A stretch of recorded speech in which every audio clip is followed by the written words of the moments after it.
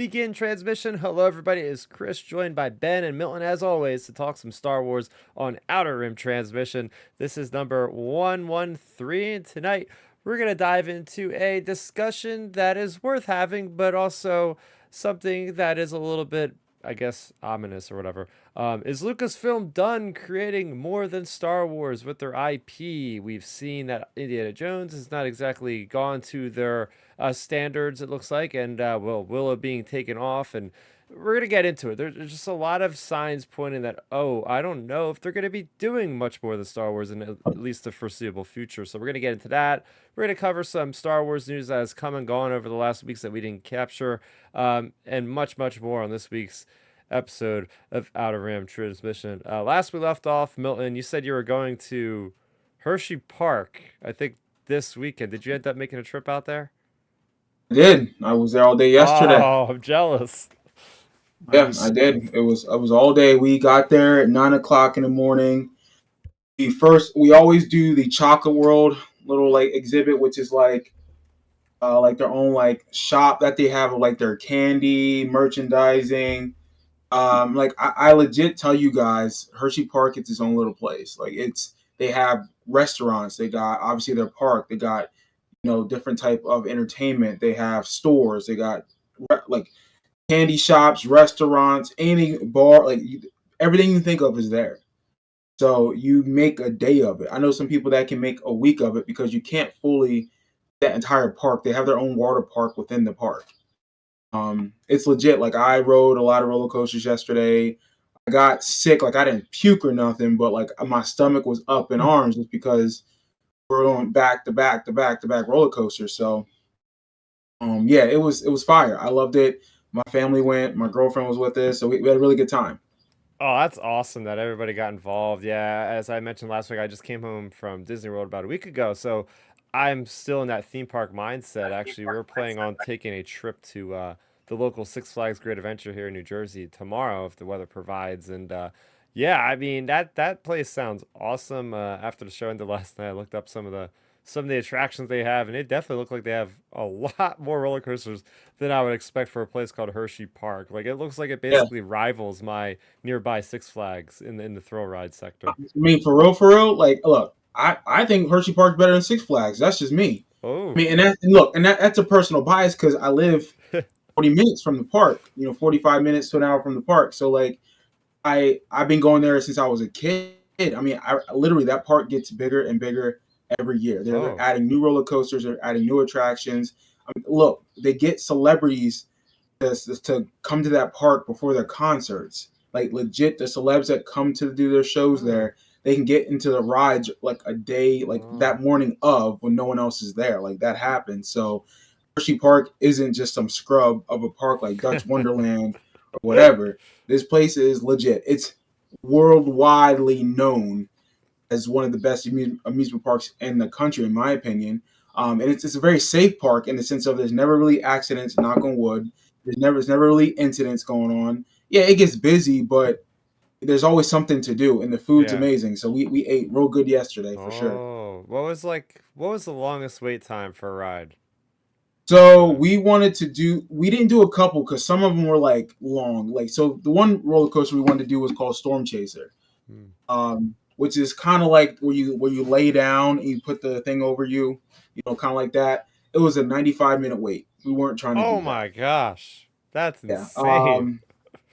Longest that we actually did wait for a ride yesterday was probably about a little over an hour. Oh wow, that's It still wasn't really bad long. just because like we really wanted to ride certain rides. Like we did this one ride called the Jolly Rancher Remix. Oh, So and that's what's cool about the park. Like some of their own original, like they use their own candy names for some of the rides too. But that's this one so cool.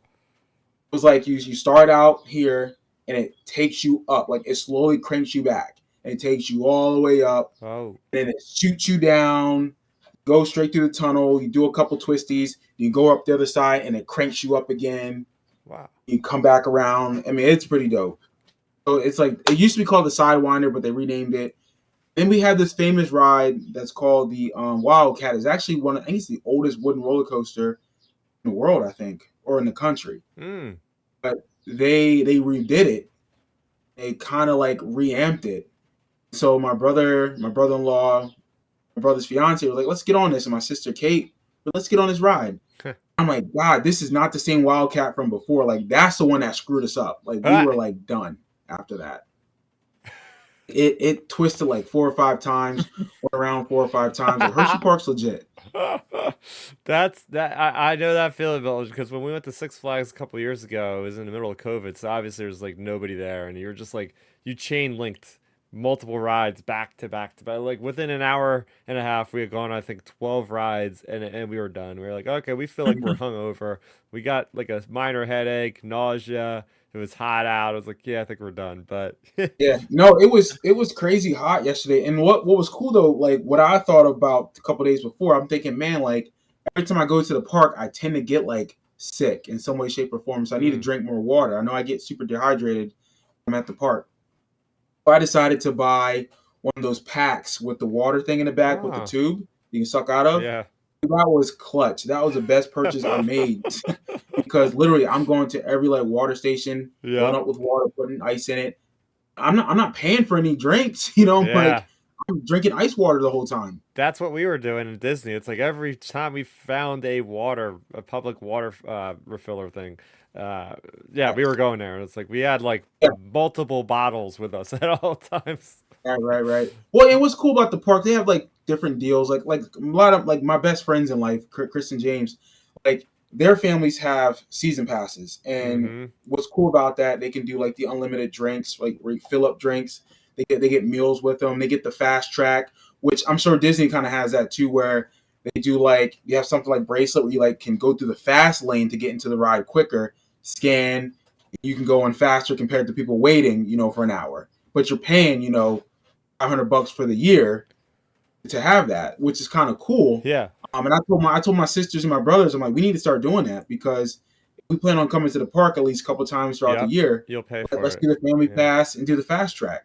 That's actually what I got this year. So they had a Black Friday deal. I think it was like $75 for Six Flags for a season pass, and that included the rest of 2022. So we went to the Winter Wonderland thing, and then we're gonna get our use out of it. But yeah, I know this is a Star Wars podcast, even though it's not labeled as one, but it's about to turn, I guess, into the Thrill Park podcast of whatever. But you hear that guy laughing in the background. What's going on, Ben? What's happening in your neck of the woods these days? I'll let you guys handle the theme parks. I am definitely scared of heights, so I will pass on all roller coasters. But yeah, nothing too much lately over this way. Just been doing some heavy lifting, some heavy squats and benches and deadlifts this weekend. So that's always fun doing those sorts of things. And then like down another pound on the scale, so that's exciting. And just slowly chipping away at that. So it's just been kind of like the fitness grind lately, and then of course just like talking Star Wars on social media, because there's always something to chat about when it comes to Star Wars. Heck yeah. Oh, we actually have Chris Forsyth in the chat, Milton. He says he was just at Hershey Park on Wednesday for the first time. Oh, and did he like it? What ride did he ride? Did he he say? he said he went on literally every ride. There was barely any lines. He hit everything but Okay. something called the Great Bear. Oh yeah, the Great Bear is legit. Like that's what's cool. What's funny about that is my girlfriend don't do roller coasters. She Mm-hmm. really don't. She kept saying that the whole week leading up to it. She's like, the only one that I'll do is the Great Bear. Even though like that's a very intense roller coaster, but What? it's anyone can handle it. Oh. But the Great Bear is one of their better roller coasters. It's been around for like 20 years. Oh. And I'm glad Chris got to go. I mean, ask him. Like, I'm sure he explored the entire park. That park is legit. I mean, they have everything you can think. Their water park is legit. I didn't think it was that good a couple years ago until I realized, like, wait, I haven't really explored it enough. And we walked around it yesterday because my little niece was there with us, so we took her there. And I'm thinking, oh my god, like they did it big time. So Hershey's really invested a lot of money, which makes sense because they're Hershey. They own every piece of chocolate in the world, for Christ's sake. So, I mean, yeah, it's. I wonder if he did. I'll ask him if he did Chocolate World, the little tour that they give you prior to the park. Chocolate World's a little cool little like tour ride that they give you to kind of talk about their process of making chocolate. Oh. He's See, saying, those types of things at a theme park, that's what I would probably be doing. Yeah. I mean, Ben, they do have the teacups there. They do have a teacup ride. I can handle any water rides. I just can't handle the rides that you go up like the big hills and then just drop. Like I just can't handle those because you're just sitting there looking and looking and it's called what's it called, the Fahrenheit. The Fahrenheit's that ride, and we didn't do it yesterday because that was about a 95-minute wait. We didn't do that, but the Fahrenheit is that ride. No shot. Yeah, I mean, as much as the cool thrill, I mean, Disney doesn't have as many like big drop rides, but for those that don't even want to go on any actual roller coasters, they have a lot of cool experiences, like the Monsters Inc. like show thing that they have, and it's like you go with an audience, and it's like in a theater, and it blew my mind, guys, because they had these characters on screen talking. I was like, oh, this is a cute little pre-rendered, like pre-recorded thing, and we're gonna watch it. It's a passive experience. No, they started calling people in the audience, and next thing you know, the animated characters on the screen were like responding in real time to the responses of the audience, and That's their cool. lips were perfectly synced to the people, the voice actors at the same time. I had never seen anything like it. Like it was real time animation right there. I was like, this is sorcery. How the heck are they pulling off like a real life person talking with an anime character at the same freaking time? And That's really neat. Yeah, then they had another cool thing in Hollywood Studios. It was the Muppet 3D show.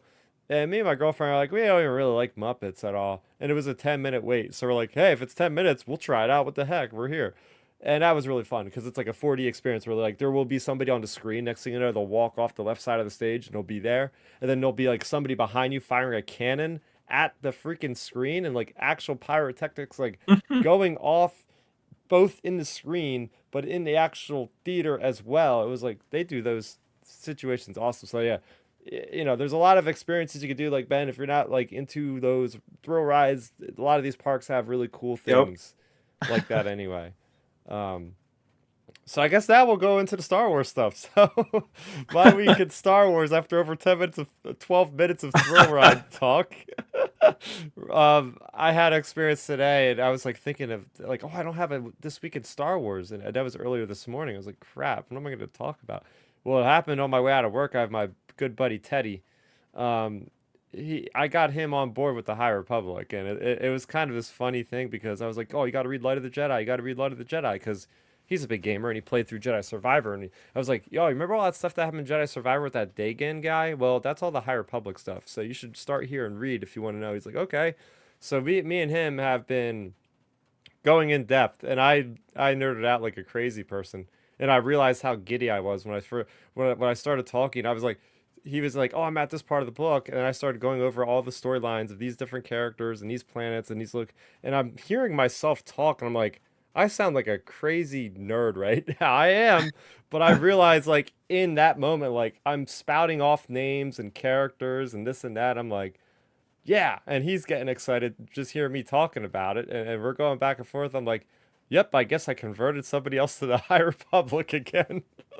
So that's my moment. Is just having the fun of introducing a certain segment and a certain niche of Star Wars to a person that's already a huge fan, regardless. And it's like, oh, well, I got another one now. So that's my week.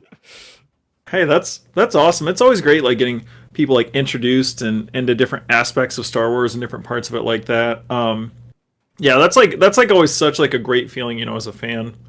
But yeah, for me for this week in Star Wars, it was just today and yesterday, but the last couple days I've been listening to the Last Command, which is the final Thrawn trilogy book of the original Zahn trilogy. And I'm on chapter 6. I'm only like 3 hours into the book right now, but 3 hours out of 15 hours. But anyways, I just got to a part in the book. So basically, Luke goes to this planet, like investigating like the cloning and stuff that's going on with the Empire, and Thrawn has a trap set for him, and Luke actually does like a really cool maneuver that we haven't really seen on screen, especially. I don't know about in current canon. There could be like obscure instances of it, but anyways, Luke flies a freighter to this planet. And then when he goes to leave to escape and everything, when the Empire's trailing him, so in this big freighter, he has his X-wing like in the hangar of the freighter. So what he does when the freighter starts getting tracked by the tractor beam, he gets in his X-wing, powers up the shields, and initiates the self-destruct of the freighter. So as it's pulling the freighter toward the Chimera, the freighter explodes and Luke jets out of there real quick and escapes. And it was like a cool like maneuver Luke did, and I was like, man, that's like a cool like innovative little maneuver. And like it's cool, like you even have Thrawn talking about it, how like how that was like a such a unique maneuver, blah blah blah. So it's like it's cool like seeing like the characters like recognizing something neat happening in real time, as well as like it being entertaining for us. But yeah, I thought that was like a cool little maneuver Luke did in the book there. Yeah, I've it's been so long since I read that book. Probably was like 12 or 13. It was a blur. I can't honestly remember anything from it except the Nogri. I do remember the Nogri, and I remember sitting in the dentist office at the age of 10 or 11, hearing about something in the trees with the Nogri. That's literally my only like memory of that book. Like that's how far back it goes. It's so faded. I gotta revisit those. But I like maybe They're after, so good. maybe after Ahsoka, I'll revisit and contrast and compare the various storylines they might have carried over or something. Oh yeah, it's a good read. Well, I'm listening to it, as you know, but it's a good listen. That is just because it's a good production quality. It's Mark Thompson doing the voices, so that's always really good. And yeah, it's just neat, like seeing like the progression of the characters from book 1 to book 3, and how they're doing things, how they're portraying like Luke, Leia, Han. He does a really good Han Solo voice, actually. Out of all the voices, that's probably my most like. That's the one I think that transfers the most. Of course, like Luke sounds pretty good, but like his Han voice is like really spot on, actually. But yeah, it's definitely a book series that I would recommend to anybody with an Audible membership. Mel, what's your current Star Wars thing you're listening to, if you are?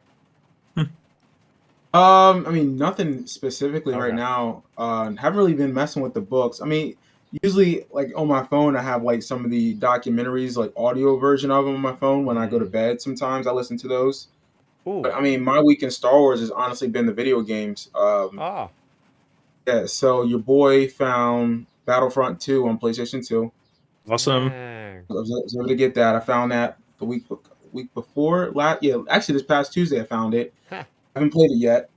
Then what I have been playing this week has been Super Star Wars and Super Empire. Oh my gosh. Super Nintendo. Now, when I tell you this, I forgot how tough those games were. Yeah. They're hard, especially Super Yeah. Star Wars. Oh yeah. Because I was on. I mean, I legit was up until about 9:30. I think it was Wednesday night. On a beat, I was halfway through the Tatooine missions. I'm like, man, there's like a whole bunch of Tatooine missions on this game. Yeah.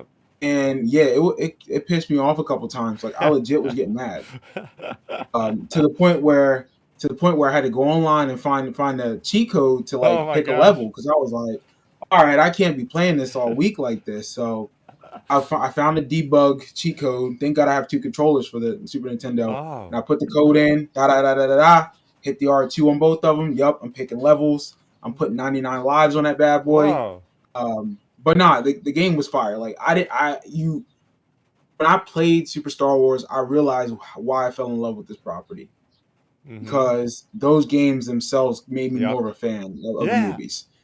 And then I started playing Super Empire, which that game's perfection. I don't care what anybody tell me. That game is perfect. Oh yeah. It's Super Nintendo. And then I haven't played Super Jedi yet, but I will probably this week. Yeah. But then I'll do Battlefronts. I'll start those probably next weekend. Yeah, Nice. it was so funny because I was watching this YouTuber talking about this new Star Wars card game, Star Wars Unlimited, and his background music. I was like, this sounds so familiar. I commented, I was like, this almost sounds like Super Star Wars, and he's like, it is Super Star Wars. I was like, I have that track engraved in my brain from like a 5-year-old. It's just there forever, and it's so nostalgic. And yeah, Milton, that's the thing. It was like between the toys and the video games. That's why I'm still a big Star Wars fan, because they carry the legacy on. They carries the memories and the fun of Star Wars in your own house. Exactly. And here's the thing: the soundtracks for the games are dope. Like Mhm. yes, it's all the John Williams music, but they definitely make it slightly different for video game medium. But it's still good. Like the for Super Empire, when you play the Dagobah system missions, Yep. like that soundtrack is amazing. And I'm like, man, they really do a good job with Yoda's theme. And like anytime, like because that's more about the Force, obviously. I'm like, and like this is a video game, and the music sounds great. And this had to been what 1993, 94 when they made this Yep. game. I'm Something thinking like like, that. yo, it still holds up. It's Super Nintendo, so I'm never letting it go. That's why when I found it, I think I spent that game. I think it was like $25 when I found it, and I was like, yeah, I'm spending that money on it. I don't But care. it's worth it. Exactly. That's the thing. It's worth it. I'm never selling it. I'm never trading it in. Like, listen, it's not going to happen. I don't care if you offer me $1,000,000. I'm like, nah, dude, that game is fire. Like, it's so good. And It I'll probably is. try to play it one of these times without using the cheats because it's one of those games where it sucks you in. You're like, damn it. It's like I know I shouldn't play this because it's hard, but it's like I can't get enough of it.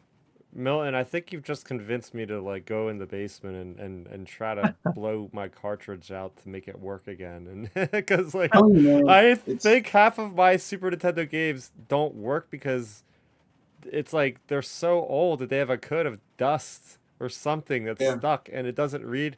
My dad used a trick where he got like sandpaper or something and he rubbed Mhm. it in there and it worked. So I yeah. might actually play them when I get off of this tonight. I mean, I'm lucky because, like I said, I've been able to find them at like these different stores that I go to, Oh, and I'm lucky that my Super Nintendo still works. I mean, but yeah. we've always had it in the box for years, so that's why. And it didn't collect dust; it was always covered. So, and even the games that I still have had those like some of the plastic like underneath it where you could like protect it. Yep. Still had a lot of those, so it was like, all right, like my mom did a good job at preserving Hmm. those games for us, and those three still hold up. Yeah, I mean, I don't. yeah. There's a lot of Star Wars games that haven't been ported to like the modern systems, like Mhm. all the Super Oh, Nintendo games, all that. Obi-Wan. Super Star Wars is on PlayStation 4 and 5. Like What? they is. You have to like Really? you get to have like the membership plus or something Mm. Oh, okay, yeah. or whatever it is. PS It might be on Plus. Xbox. See, just look it up. But I know it's for PlayStation. I know for a fact that Super Star Wars is on PlayStation. Yeah.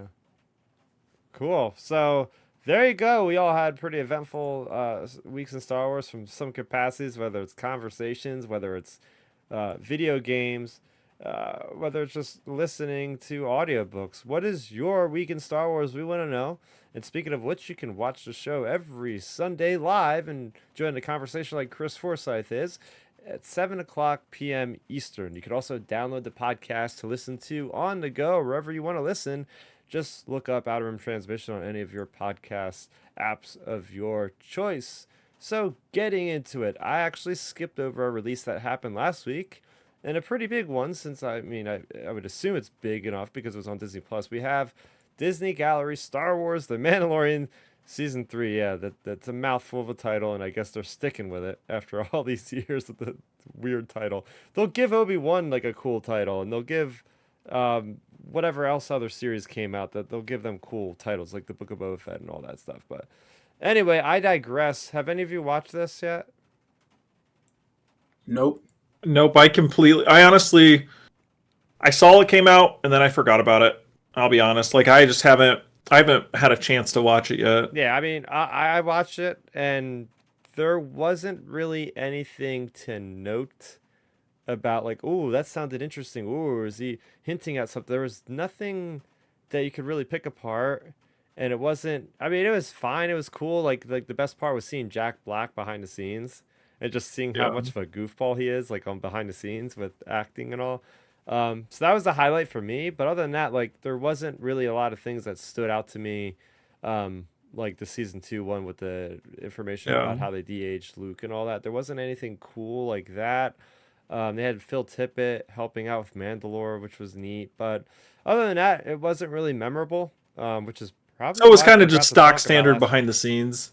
Yeah, and it was it was Mhm. just barely an hour, so that's what we've come to expect. I would still like them I like season 1 a lot because they had the each episode really focused on a different kind of filmmaking process.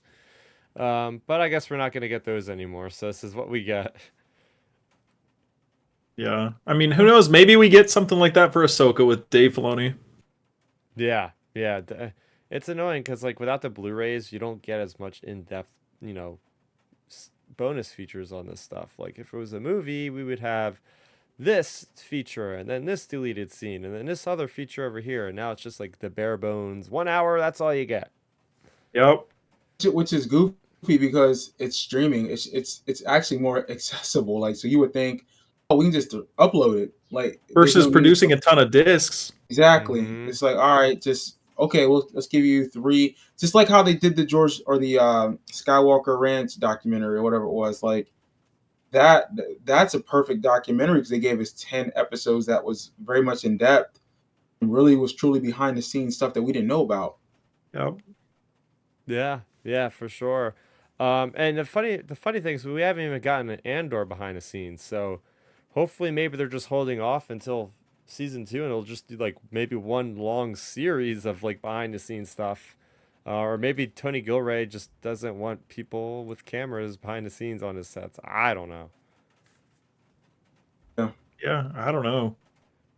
Apparently Katie Sackhoff has a new podcast, according to Chris Forsyth. I think you might have Oh, yeah, mentioned this, man. Yeah, it's called it's literally called blah blah blah. But it's on her YouTube channel. She actually just interviewed Bryce Dallas Howard on there. Oh. And they kind of just talked back and forth about their careers and different projects they've worked on, and just it was kind of just like a casual interview. That's where the whole hair controversy with her came from with one of those Star Wars reporting sites out there. I'm not really too familiar with that. Can you elaborate?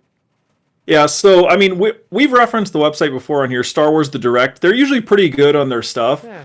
and they completely misquoted the podcast. And even I listened to parts of the podcast, so like I knew what parts they were talking about. I was like, man, like they're incorrect. And then Katie Sackhoff responded because like they wrote a big article about how Katie was complaining about her hairstyle going into The Mandalorian season 3. She was wanting her hair to be longer and blah, blah, blah. And I was like, man, I listened to the podcast and I did not hear her talk about that for Mando at all. Well, see, here's the funny thing. She was talking about that for Battlestar Galactica, and I was like, man, I think they got this wrong. And the funny thing is, I like get on Twitter a few hours later and she responded directly to them and was like, hey, I was talking about my other show. I wasn't talking about The Mandalorian. If you guys actually listen to the podcast, I'm not sure, but you got this completely wrong.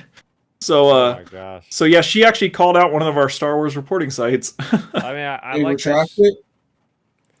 They retracted it.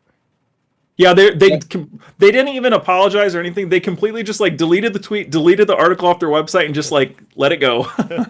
Yeah, see, like, but here's the thing though, like that's what's annoying because, Yep. and that's the problem with media nowadays, especially with social media. It's like people are so quick to make a statement just to be first, and it's like listen to the whole information, listen to the context, and that's why I hate that Mike Zero guy. Oh yeah. Because Yeah. he does that stupid shit, and I'm just like, all right, bro. But I mean, at least this particular podcast or news outlet should have been like, hey, you know what, Katie, you're right. That's on us. We misquoted you, or we didn't really listen all the way through. Hey, let's just take responsibility. You know what that does? That builds your credibility. If you take responsibility, apologize. Yep, we're deleting the tweet. We're retracting a statement. That's on us. Well, that's the thing. Like Katie left her tweet up. You can see where she responded to the tweet. It just says their tweet's no longer available. Of course. I mean, that's the easy way to do it because Yep. because people are lazy and they're not going to then do their research to see what was said, whatever. See, you paid attention. Hopefully, Yeah, people did. Well, that's the thing that threw me off, Milton. When I had to do a double take when I saw their tweet. I was like, wait a second. She didn't talk about that for Mando. It was for one of her other shows. It was like it wasn't even That's related to embarrassing. Mando when she was talking about her hairstyle. And I was like, what in the world? It was just It's lazy. to lazy, but also just to stir up social media. You know how That's the thing, and that's why a lot I'll of never, things nowadays. I'll never get caught up in that stuff. Like whether it's with like the way I post for my personal stuff, or if I was a news a blogger or whatever, I would actually be thorough in a sense of pay attention, listen all the way, ask questions before you post something. Yep. Old school media is get a scoop, you get a story, you reach out to that person, and say, hey, want to give you a heads up, we have this, do you want to comment on it? Yeah. Like that's good journalism, and I'm not even a journalist, so it's like, yeah. They could have easily said, hey, let's reach out to Katie. Katie, hey, is this accurate? Did you say and she's this pretty about responsive on social media. Yeah, so there's that. I just learned about the podcast and the drama all in the matter of the same hour. Look at that. So, getting back to the releases this week, we have other releases, 2 comics from Marvel. We have Star Wars issue number 36. So if you ever wanted to know, maybe some of you have thought about this, why Nine Nub had permission from Orlando to co-pilot the Millennium Falcon, well, that's the origin story of their relationship as they take the Falcon to Coruscant to cause some damage, to make the Emperor a little bit mad. So I have my review of that, as well as Yoda number 9, which deals with Anakin and Yoda teaming up to take out a Mega Droid during the Clone Wars. These droids that never really got past their foundry as it was set to fire. So yeah, there's some cool very action-packed stories that came out this week. The comics, the video reviews up here on the channel, youtube.com/Starrapter, to check that out. Speaking of comics, correct me if I might have gone over this because it was announced a couple weeks ago. I don't remember talking about it. Maybe I have. Did I talk about how there's an Obi-Wan Kenobi series adaptation for Marvel coming out? Did I mention that? I don't think I feel like you previewed that a few months ago or something, I think, but all right, well, I don't know. I don't remember. There's that. I'm not happy about it because the Mandalorian one is not good. So hopefully this one actually adds backstory and adds more. Maybe we'll see Commander Cody in this or something. That'd be so cool, and that'd be worth the price of admission. So yeah, hopefully they do a better job than the Mandalorian. Although I don't think it's their fault. I think it's literally just Jon Favreau saying, we cannot have anything that wasn't on screen in Mandalorian comics. There you go. Whatever, it's a collectible item. Coming up, for those of you that are going to San Diego Comic-Con, I am jealous first and foremost. I'm hoping to make it for 2024. But there is going to be a presence from Star Wars. So far, at least what they have announced is they have the Lucasfilm Pavilion. That's where you'll find authors doing autographs, signing books, all that good stuff. But they have an official panel on July 21st at 1 p.m. Pacific Standard Time. We have the Lucasfilm Publishing panel, and that's where they're going to reveal the covers for the High Republic Phase 3 comic. They're going to reveal a lot more book news. So I'm very intrigued to see what's coming next, because right now, besides the High Republic, we don't really have a lot coming down the pipe as far as the books are concerned. So very curious about that. I'm sure we're going to get the whole article on StarWars.com later on that day. So if you are there, have fun, and I'm jealous. Maybe we'll get some cool costumes from Ahsoka. Like, they tend to do that where they'll put up like a little little gallery of upcoming shows or movie costumes, and they might have a new character. It's like, oh my gosh, what's this character? And they put a blurb, and we're all talking about that on the next episode of the podcast, going, ooh, what's this mean? Those were the glory days, man. I love that. With the lead up to Force Awakens, we were getting like any little nugget of content, and just like extrapolating on like a 1-sentence statement of like a character. It's like, oh my gosh, who is this? At the time, who is Kira? Because I think that's like, oh, this is Kira's speeder. It's like that ended up becoming Rey, and now there's a Kira that's in Solo. So it's like it all connects. Yeah, well, that's the thing too with it kind of bums you out on sometimes some of the lead ups to these different things, because nowadays, whether it be Star Wars, Marvel, DC, they tend to just prefer to like keep their big marketing things in house. Like Star Wars will save it for Celebration or D23, Marvel will save it for D23, DC will do their own like just random announcements, James Gunn posting a video to social media, like, versus actually like taking these big things to events. I mean, we were just talking before the show started, like DC pulled out of New York Comic-Con this fall. So like, you have these things because these studios, like, unfortunately so, because like, the studios basically are just like, hey, why pay these Comic-Cons when we can just announce it on our own terms, So that's the thing. It's like I miss those days where you would be hyped about Comic-Con, like getting all the big things, Hall H, like all that stuff. Like, yeah, it's That's the unfortunate thing about Yep. well, nothing's very fortunate coming out of COVID, of course. It was terrible. We had to live through that nonsense, but you know, technology improved, which is a good thing. But for those of us like to go to fan conventions, now feel like we get the short end of the stick. Because yeah, exactly. Even at game conventions, it's like we don't even have E3 Yeah. anymore because now they're like, oh, we could just do this at home, like we've been doing for COVID. We could just get into our studio at the place and just shoot everything there. So it's a kind of a crappier experience for the fans, but that is how it is now. So we just got to live with it. All right, one last story before we get to our main topic. We do have an official synopsis for The Eye of Darkness, which is the first book for Phase 3, which is the final phase of the High Republic Publishing Initiative. This one is basically all about the lead bad guy, Marchion Ro, who's leading the Nile. So the synopsis goes like this. The galaxy is divided following the shocking destruction of Starlight Beacon.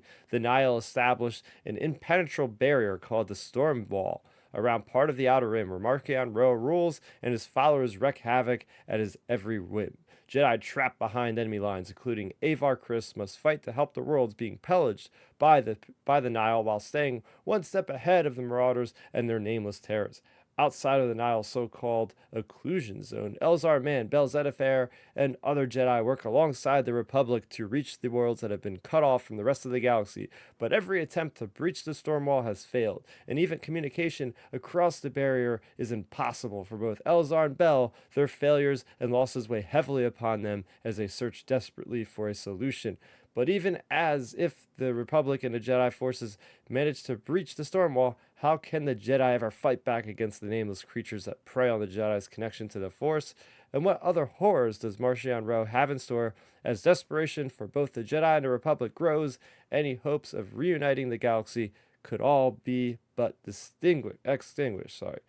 There you go. That's the synopsis. Sounds freaking intense. I'm liking how they are completely like, it's crazy how this plot unfolded, where the Nile were such an insignificant part of the galaxy, and they were almost like a myth, where they were going and just pillaging little planets, taking dignitaries and ransoming them off. And now they somehow, over the year or two that they've kind of unveiled themselves, have managed to dupe the entire Republic and the Jedi, and setting up this like demilitarized zone, if you will, a wall separating the Outer Rim is just, it's freaking cool. And I love how these villains have become something so much different than the Separatists, than the Empire, than the First Order. Like, they have become, I can't wait as we get further along with new Star Wars stories to get references to, like, ooh, the reign of the Nile, and events that are happening in the High Republic. They kind of get like retro fitted into like the current Star Wars, because these guys are freaking a force to be reckoned with. Oh yeah, I mean, it sounds like it. It's good that they're like really expanding, expanding the High Republic like that, like just really adding more and more, more of like threats to the characters versus like just letting like the good guys like have easy foes to go up against, basically. I think what would be really neat, and I'm really really reaching on this one.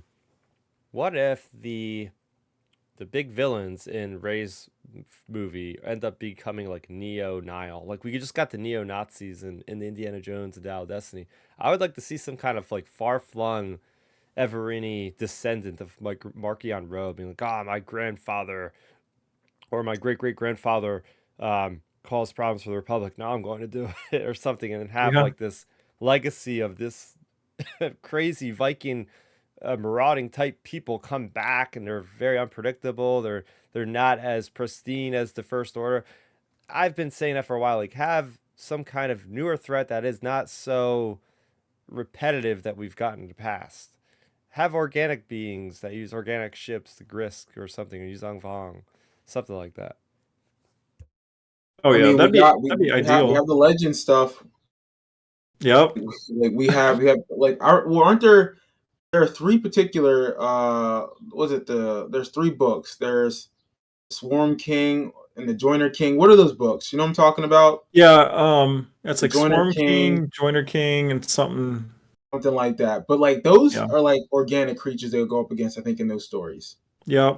I was Have gonna to say you look have those, you have the whole Yuzin Vong series, like there's plenty of like potential like organic creatures they could go up against. And the cool thing is like this is like far flung like playing with house money type thing if we ran Lucasfilm, but like you could potentially like I don't know like say let Thrawn live in this upcoming Mando movie and like have him somehow surpass the sequel trilogy where like I don't know you're gonna have to have the good guys and bad guys teaming up against like that the bigger threat in maybe the Rey movie or something like that'd be really cool. But I don't know. That's going to be interesting to see what they end up doing in particular for the villain of that movie, whether it's a group of like beings like that or a new Sith or just something. Yeah. Yeah. So Chris, about to say, so that trilogy I mentioned, it's called the Dark Nest trilogy, Oh and it's yeah. Oh, I've heard of this. Joiner King, Unseen Queen, and the Swarm War. Like, I'm pretty sure the villains of that particular trilogy is like some like organic creatures or something like that, or technology or something like it works. So again, we got the material, Kathleen. Stop with that BS. Yeah. Oh man, oh man. So getting into the proper discussion here. Um, so I had this thought. I was thinking, like especially back to Investors Day 2020. You had this grand plan set out by Kathleen Kennedy, and for the most part, a lot of those projects came to fruition, and we still have one that's right around the corner in Ahsoka. That's when that got announced. But there was lots of things announced. There was this Shadow and Bone or Children of the Bone series that eventually got axed. Willow came out, and I loved it. Like I think that's like if I were to give it a score, I would give it like an 8 out of 10. I really enjoyed that series. Not enough people watched it, obviously, because then the thing got pulled off Disney Plus, which is a cost-saving measure put in by Bob Iger after Bob Chapek left. Bob Iger kind of went on a cutting spree, including cutting out Galactic Star Cruiser and like 50 different shows off of Disney Plus. So that was another omen. And the fact was, we were supposed to get, or they were setting it up for season 2 and 3 Willow. That got taken off completely. And I know this discussion is more doom and gloom, and I'm not usually like that, but maybe it isn't doom and gloom. It's not like they're taking Star Wars away from us, but Well, it's just the reality of the situation. yeah, because now it's looking like Indiana Jones is probably going to lose money at this point. Because last I looked on It's Box Office Mojo, it made 170 okay. so far, and what did it cost? Like at least 300 Uh, million to make. all right. So here's a very rough ballpark the way these movies work. Most of the time, you see what the budget is, double that, and that's what they have to make to about break even. So like Indy, being around 300 million, just a flat break even, they would have to make around 600 million. But the thing is, here's the thing. Here's the thing though, people overlook when they were talking about these budgets. And I looked into it earlier or 2 weeks ago. I looked into this movie budget stuff. The thing is, people overlook when they're talking about the budgets and all this stuff and the profits and everything. You have to make all that back from the budget, but also you have to remember out of your earnings, the theaters get like 40% or whatever it is. So the problem is that like basically Indy to barely profit, they have to make like 700 million minimum. Like, so they're going to lose a lot of money by the end of the run. And it's just a complete like disaster situation. Like, they made like 65 million opening weekend at the box office for that big of a movie. Like these type of movies should be making, domestically, like as big of Indiana Jones like is as a property, like it should be making like 140, 150 opening weekend, not 60. Like, so it's just it's a big like tough situation. And that's what's like brought us here to this whole Lucasfilm topic, because it's just like that movie being like the disaster that it is basically is going to have major ramifications, I think, long term for Lucasfilm. Yeah, and to be clear, I seen Dial of Destiny. I enjoyed it. I would give it like a 7 out of 10. I know that might seem kind of low, but like a 7 out of 10 for me is like I enjoyed the movie. it was good. For me, that's like well, a that's good what most movie. people are saying, It's Chris. Like not if amazing oh, go by on. any stretch. Like if I were to rank Dial of Destiny right now, it's probably number 3, which is good. 3 out of the 5 movies. Like it's actually better than the second one, Temple of Doom, because I just watched that Yep. recently. Like that one, I think this is actually better than one of the original Indiana Jones movies, which is saying a lot. But Raiders of the Lost Ark is like a 9, and Last Crusade is like a 9 out of 10 for me. So like the bar Yep. is really high with those two.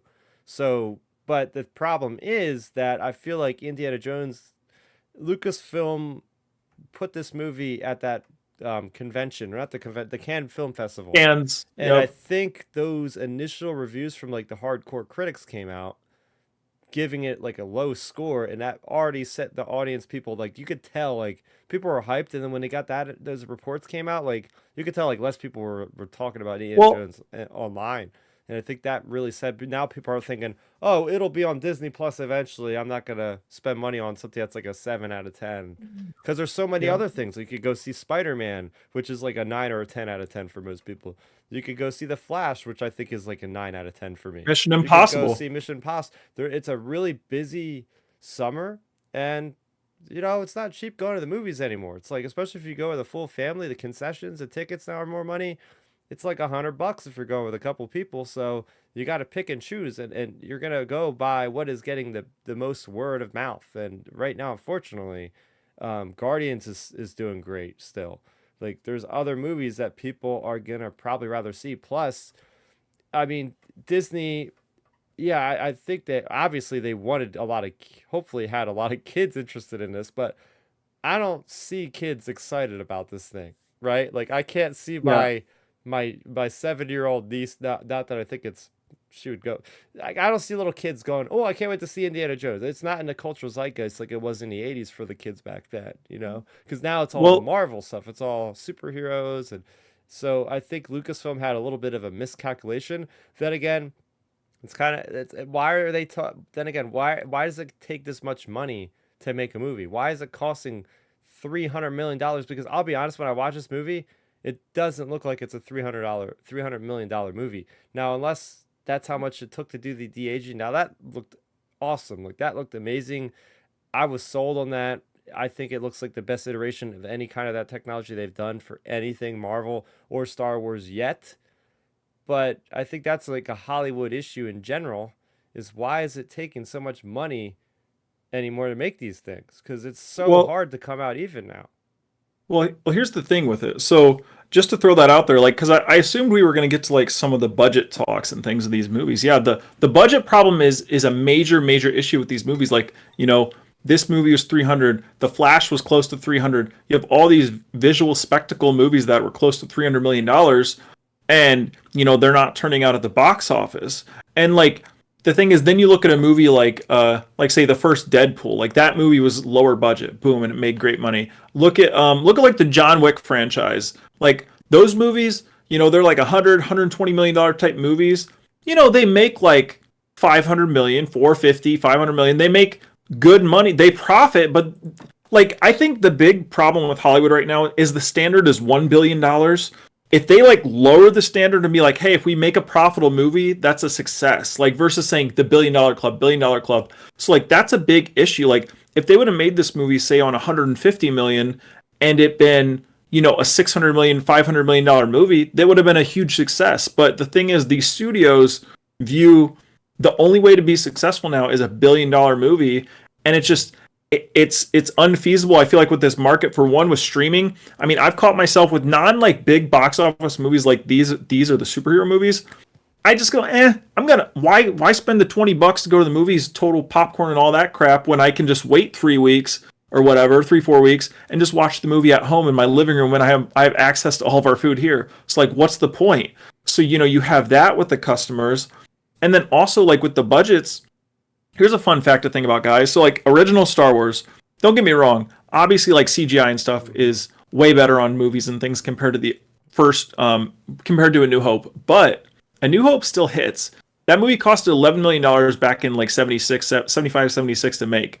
In today's money, that's around $60 million. So the thing is, like you can't tell me like you couldn't like say double the budget of A New Hope, like say to $120 million and make a solid movie. Like I just don't understand where these are coming from, unless you're paying the actors $40 million a piece or something. Yeah. But like other than that, it's just like the budgets are crazy and it's ruining the box office, and then it's basically going to cause these huge bad ramifications downstream, because like I think I'm not sure about you two, but I feel like we could get downwind ramifications for the Mangold movie potentially, just because he's attached to this. Obviously, he's attached to Indiana Jones. He's the director. And the writer. Yeah, pardon me? And the writer.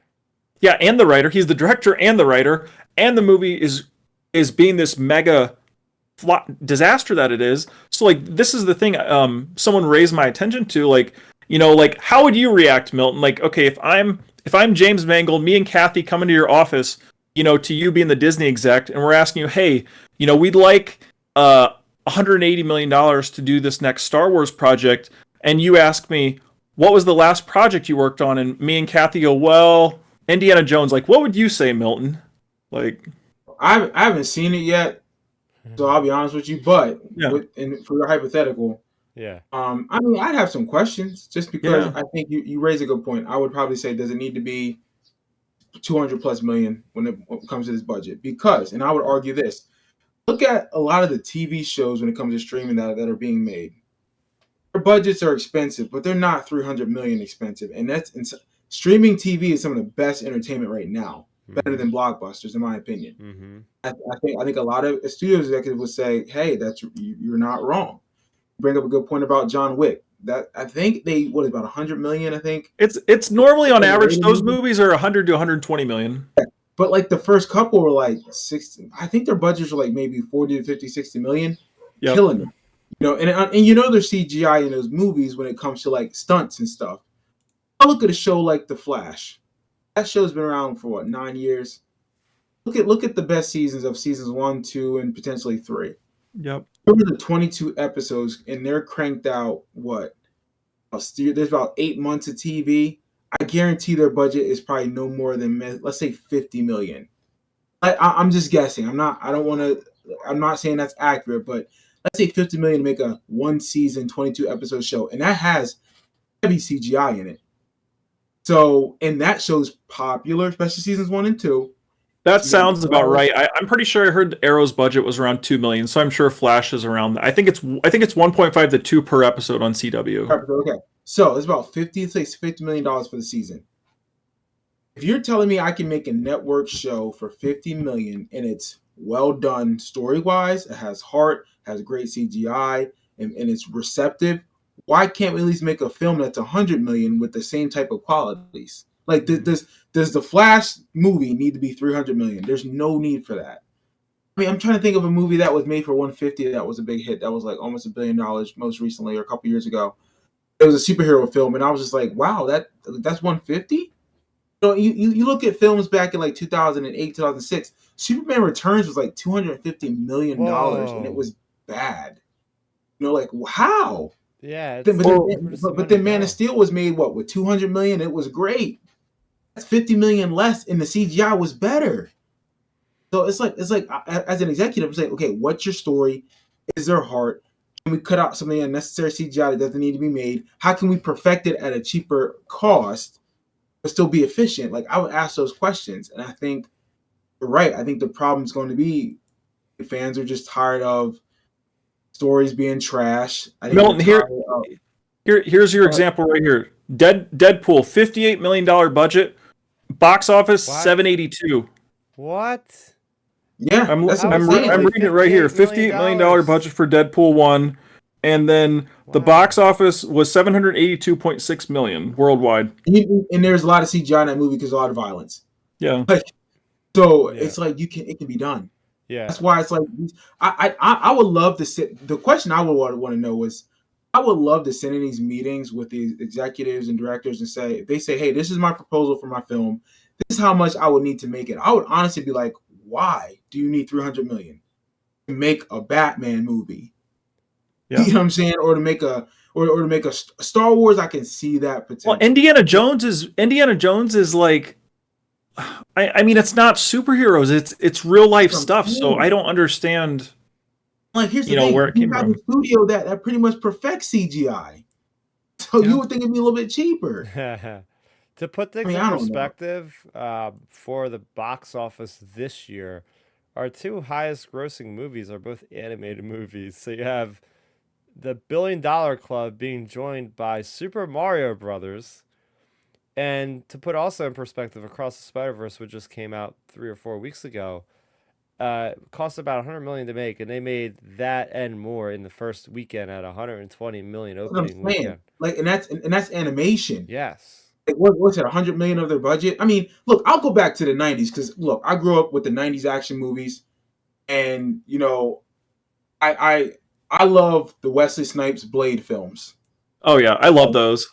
That first one, I guarantee you, was probably made with about 50 to 60. Dude, are you reading? Are you reading the YouTube chat? Because Christian D'Annabelle literally just said Wesley Snipes' Blade was $50 million in badass. That's my boy right there. Yeah, he and I. That's one of my best friends. I sent him the link tonight. That movie is what got me into obviously watching like those Marvel films and so. Well, look, let's be real here. Blade saved Marvel's ass when it comes to like keeping property. But Blade was made in 97, 98 when the CGI was starting to get real nice, but that was made with $50 million. I know inflation's different from now in 1998, but the movie was fire. That's the difference. I'm tired of these films making, I'm gonna spend $300 million on a trash movie. There's no story to it? It ain't badass. Superman Returns is one of the worst superhero movies ever. They spent nearly $300 million and Superman never throws a punch.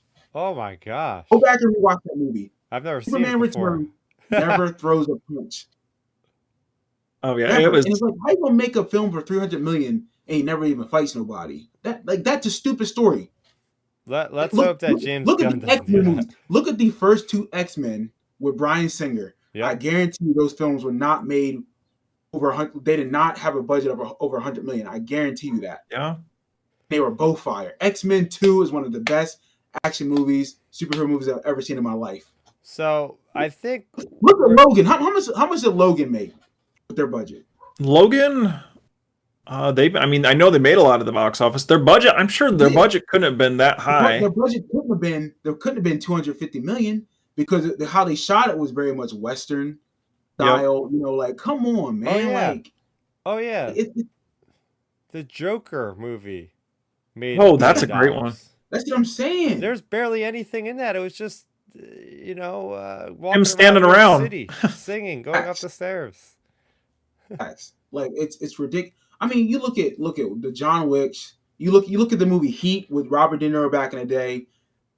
I bet you that movie was like $30 million to make, and it probably made a shit ton. I know it did because it was fire. Like, but these movies have to have heart. They got to have a good story. Like, it's got to be something where it's got to be rewatchable. That's the problem with a lot of blockbusters now. Half these movies aren't rewatchable. Well, Milton, that's like, a couple weeks ago I talked about how I listened to James Gunn give an interview on Michael Rosenbaum's podcast, Inside of You. On there, he said he doesn't really go to a lot of these movies anymore, like the comic book movies, the action movies, because all they are, it's just visual noise. Like, you just go and see the same thing over and over. So like, exactly. What's the point of going and like he joked around, like, he said, I have the money obviously to go to see a movie, but what's the point of you and me spending $15 to go and watch it? There's not, like, because it's all the same stuff visually. Like, here's the thing. What's the budget for The Boys on Amazon? Because that particular show is a superhero genre, and it's made like a film. Like, that whole series is made like a film. However, I guarantee you that budget, this is Amazon. Let's say $100 million per season. I would have guessed that. Well, look at Mando season 2 even.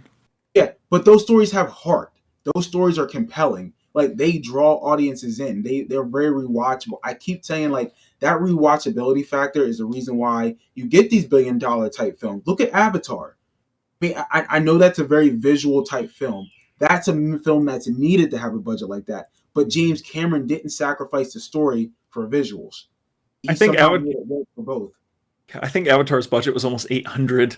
Right. I mean, But it made over 2 billion. That's what I'm saying though. But like that makes sense. I get that. Yep. What I'm saying is a lot of these directors seem to forget you have to tell a story that's worth an audience to watch and say, man, I can relate to part of that story. I may not be Superman or Clark Kent, but I relate to this particular character's struggle or this particular character's like way of life. That's how you get us to come back with Star Wars. This is a Star Wars podcast. We all can relate to a Star Wars character that we get keeps drawing us back. Some of us are more Luke Skywalker. Some of us is more Anakin or Han Solo or Princess Leia or Chewbacca, whomever. We keep coming back for the story. The visuals are great. It was before its time. Why do you think Star Wars has been successful for 40 plus years? The story itself ain't got nothing to do with the ships. Ain't got nothing to do with the planets. It's the Force. It's the story behind the Force. Mm-hmm. You know what I'm saying? So it's like, I don't know. It's just a whole bunch of stuff, man. Like I think a lot of these filmmakers are forgetting that you got to tell a compelling story that has heart and that will draw audiences in multiple times. Well, and that's what I would, as an executive, I would say, what the hell is this story? Because if I'm not relating to it, you're not getting 400 million. Yep. Well, you see, that's my thing when it comes to this whole thing with Indiana Jones and like Lucasfilm, the budget, all these things in general. Like there was a book that came out a few weeks back. I think it was called "Burn It to the Ground" or something like that. It was like an insider. It was like an employee from that worked on Lost with Lindelof, and like basically it was a big expose on him. But inside, like basically there was a side shot taken at Lucasfilm in that book that basically said like Lucasfilm, like so far, like when it comes to like this era of Star Wars, like they basically have thrown caution to the wind on the budget of the projects because it's basically like, hey, Disney has our backs, we're good, like we can, pretty much do whatever.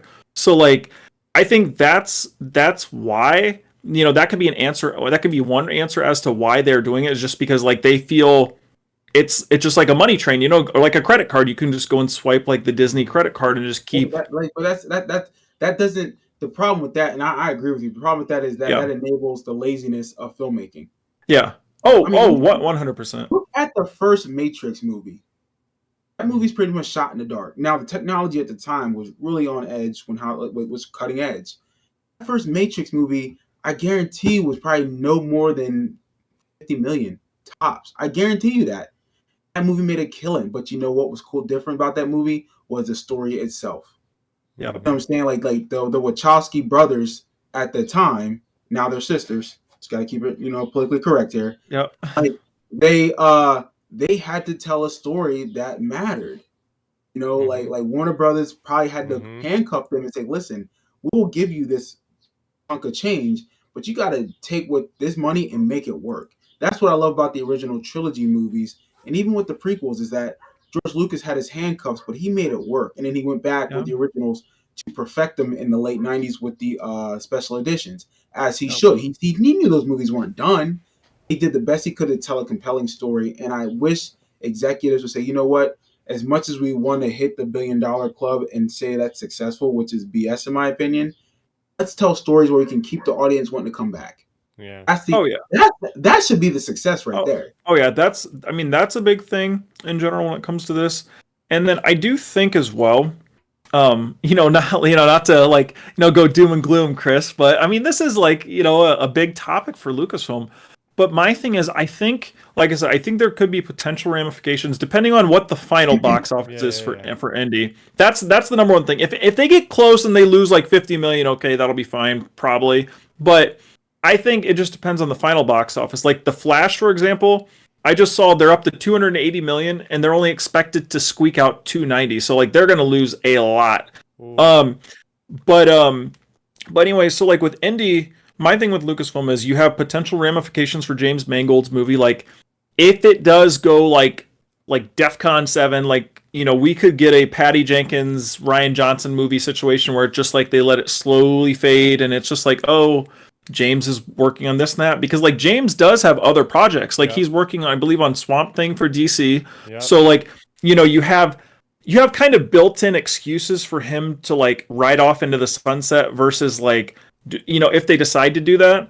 So there's that potential James Mangold issue. And then there's also, of course, like you mentioned, the creative issues, like, the projects that are not Lucasfilm, like the Willows, the indie stuff. Who knows? We could have a potential young Indiana Jones type series or something, like, if this would have went over well. But I think now with this stuff with Lucasfilm, I think they're going to hone in on it more. But I do think, I know this is always like a touchy subject with Star Wars fans, but I do think this could potentially lead to some of the potential exit of Kathleen Kennedy eventually. Like, this is always like such a hot button thing to talk about with Star Wars fans.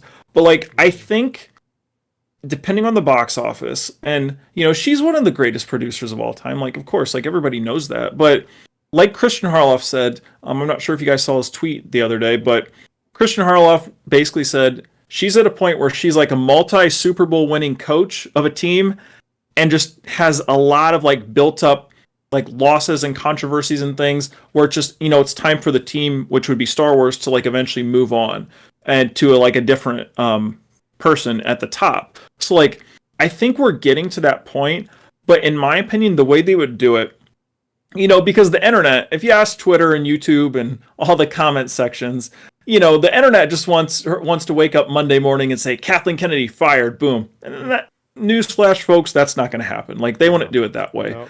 Like, to me, even John Campea talked about it months ago. Like, if they end up moving on from Kathy, they'll do it in like a respectful, graceful way. It'll probably be like 8 months from now or something, or a year from now, and it'll just be like, hey, she's moving on to another project, blah, or she, it'll be framed in a way where she's going out on her own terms. So I think that's something for Star Wars fans to keep in mind, because I feel like this is a relevant topic to bring up, just because like when we're talking about these big box office losses for Lucasfilm, this topic gets brought up with Star Wars fans, and I feel like that's something for fans to keep in mind. That's probably how it's going to get framed, if that even happens. But that's just something to throw out there, because I know that's probably on a lot of people's minds right now, seeing Indy's box office performance.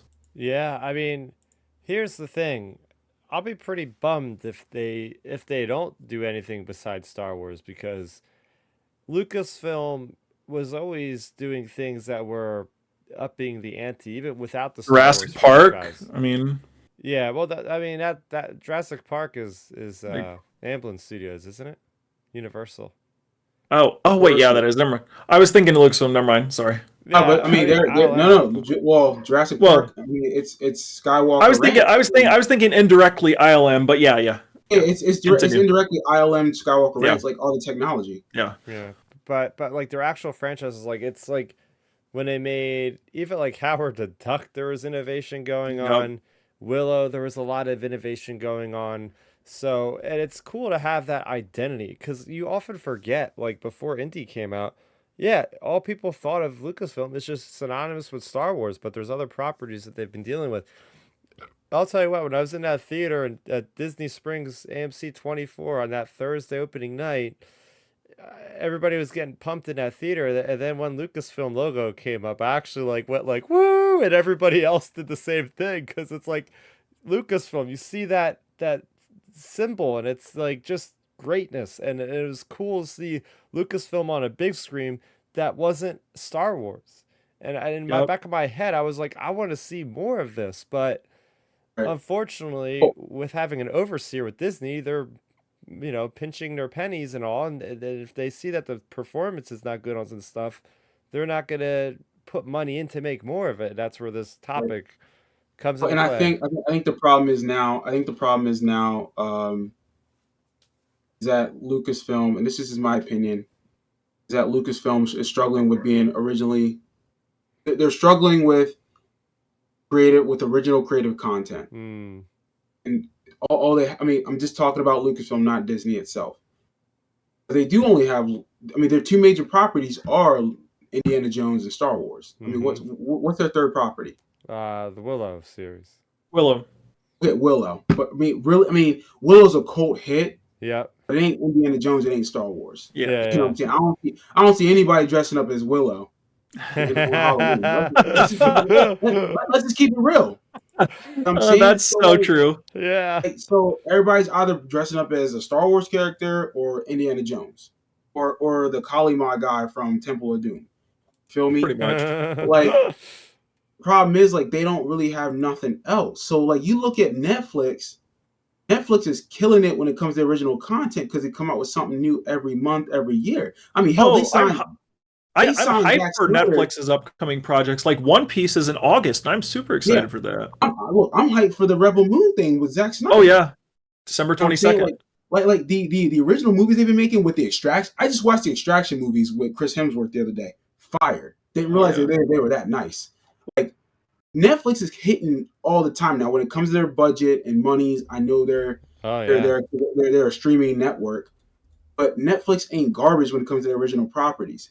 Amazon is killing it when it comes to the original. I just finished Invincible, that animated show, or I just finished The Boys on it. Like, that is dope. The problem, they have multiple platforms they can go to. Star Wars, I feel like they're stuck in Indiana Jones and Star Wars. I love those properties. They should continue to make them. However, let's start opening up your playbook and coming up with some new plays. You gotta start designing something else. Like, Rebel Moon would have been a dope property to work with Zack Snyder and say, hey, let's make this under the Lucasfilm umbrella. Let's make another type space genre opera type thing with Zack Snyder's talent and Lucasfilm resources. That'd have been dope. Well, guys, here's a funny thing for our listeners to keep in mind for Rebel Moon. This it's December 22nd, but so I got this idea from the other Star Wars YouTuber, Star Wars Theory. He was like, think about it this way: the Rebel Moon is basically Zack Snyder's Star Wars, and think about it, it's so far out there. It's pretty much the closest thing we're going to get to live action Star Wars Visions, which is true. It's like, yeah, that's pretty much going to be Star Wars Visions this winter. So like, I'm about to say, even look at Dune. When Dune came out 2 years ago, reminds you of Star Wars. Like Dune was, I was like, yo, it's dope. Like, this could imagine if Star Wars, like, I remember when John Boyega made a comment about Dune when he saw Oscar Isaac in his little suit, like in the picture. Mm-hmm. He's like, why didn't we get this in Star Wars? Yep. John Boyega was mad because he's like, Dune is looking better than Star Wars. Like, oh yeah. Well, when it comes to these things, I think the thing that solves all of it though is like the storytelling. Like, that's the number one thing. If they just get the storytelling right and just like hit the audiences in a nice way, like if Mando season 3, and I hate picking on Mando because that's my favorite show, but like Mando season 3, if they would have just like continued the momentum from Mando season 2, like how it was, like how the vibes, the feel of it, everything, I feel like we would be in such a better place, like a healthier place as a Star Wars community, like the way we talk about Star Wars, the way we worry about Star Wars projects. Because now when I see upcoming Star Wars projects, I'm like, man, I either A, hope they even make it through the process, or B, hopefully they're good, because our trust has gotten shaken so many times with this franchise, with Mando season 3, which was, okay, Book of Boba, okay, Kenobi, it was shaky to some degree, had some good, had some bad. Like, we've been shaken on so many of these points when it comes to some of these storytelling opportunities for them. It's just like, if they would hit this, like, that's the number one thing here. If they just hit the stories, I think we'll be good. Like Ahsoka coming out, like, I feel like we're in good hands, at least with Dave Filoni. Like, I think he has an idea, or he has a good feel on like Star Wars storytelling.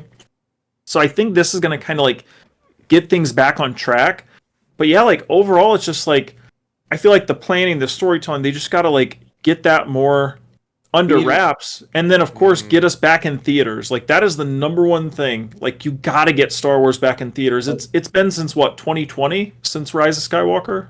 2019, yeah. Which I don't disagree, but I truly believe this. If anyone's watching this, I truly believe that if Lucasfilm was smart, man, they would try to find at least 2 or 3 more original properties to either create, piggyback off of. Because I'm telling you, like, imagine if Zack Snyder's Rebel Moon was attached to Lucasfilm, man. Oh my God. Like, I'm so hyped for that. Like, it looks incredible. It looks incredible. And again, it may look incredible and it could be garbage for all we know. We don't know yet.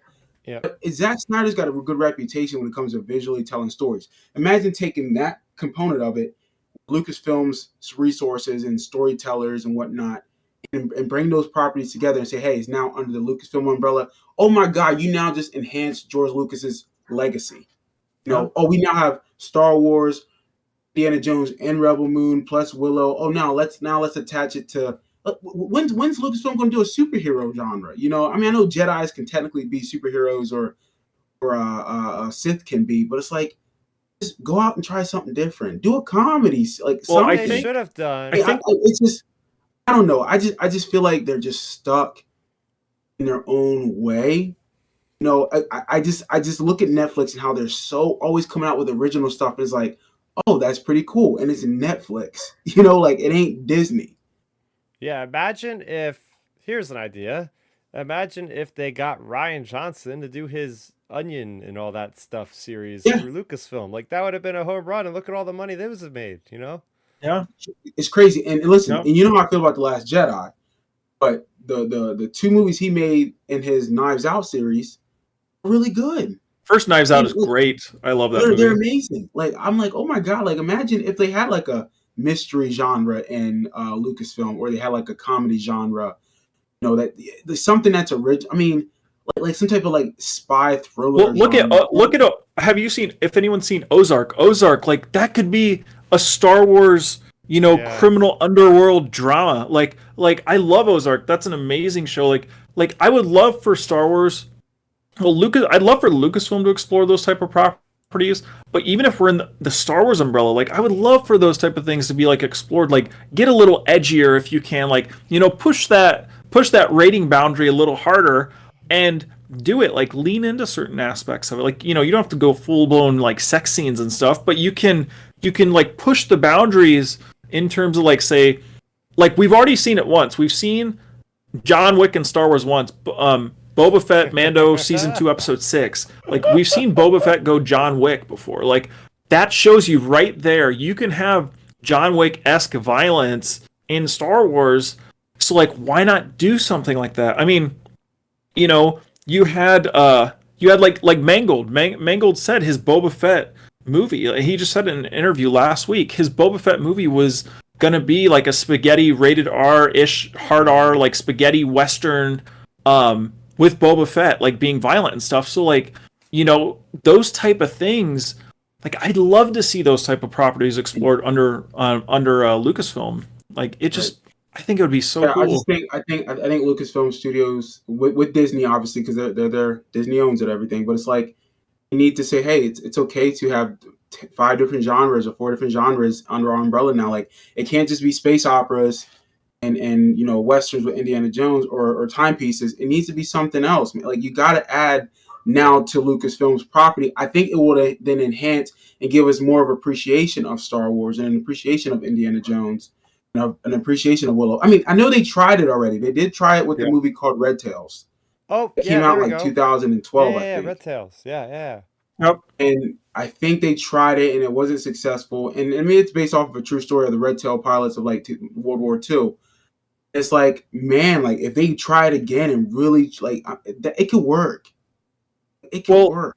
Well, the issue is, like one of my friends, Jason, always says, the problem with the issue, the things going on at Disney right now, it's because Disney is synonymous with only 2 things, Marvel and Star Wars. Like, they don't want to brand, like, under the Disney umbrella, they're not branching out really other than those 2 things, because like they're getting known for just Marvel and Star Wars.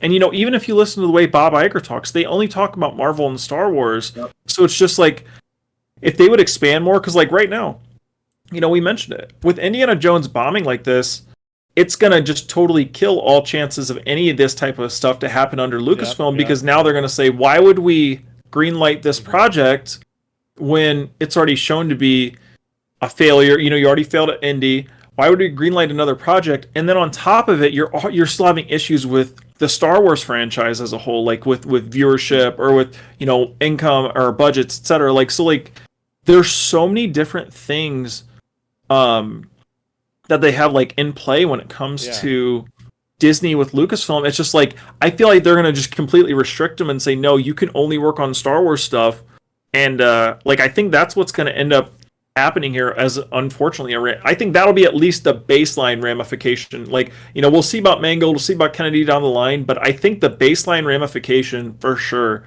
is they're going to just totally restrict the projects to purely Star Wars.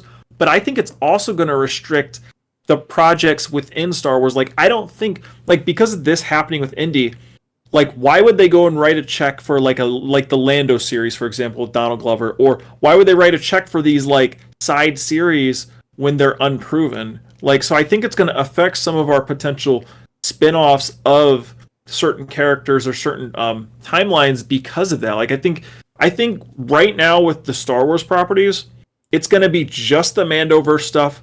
Andor's going to be done. It has 1 season left.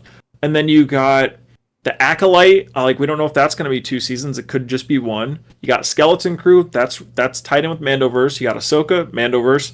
So, after we get the Mandoverse shows and Andor and Acolyte wrapped up, I think they're going to be very selective on what they allow to greenlight for shows for Star Wars moving forward. Yeah, that's what I was getting at with this whole discussion is, this could impact Star Wars itself. Real quick, we have Star Wars timelines. Ben, he was a guest on the show a couple weeks back. What's up, man? He's saying, frankly, guys, Dune gave me all the story and fun that I've been waiting for from Star Wars since episode 6. Yeah. We also have Hannah from the race side. What's up, Hannah?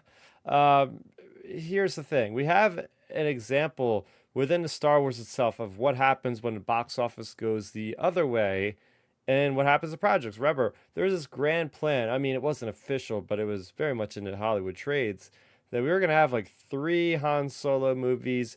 We were going to have this mini universe inside Star Wars with James Mangold's Boba Fett movie that was going to be thrown in the mix there. And guess what? When Solo Star Wars story bombed, immediately that stuff, even the idea of just the Star Wars anthology movies was completely just cut away. They had this reactionary.